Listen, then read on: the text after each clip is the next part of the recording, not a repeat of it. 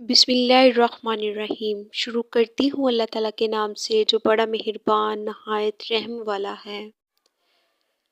रसूलुल्लाह सल्लल्लाहु अलैहि वसल्लम ने फरमाया, अल्लाह ताला फरमाता है, मैं अपने बंदे के गुमान के मुताबिक हूँ, जैसा वो गुमान मुझसे रखे और मैं उसके साथ हूँ जब भी वो मुझे पुकारता है।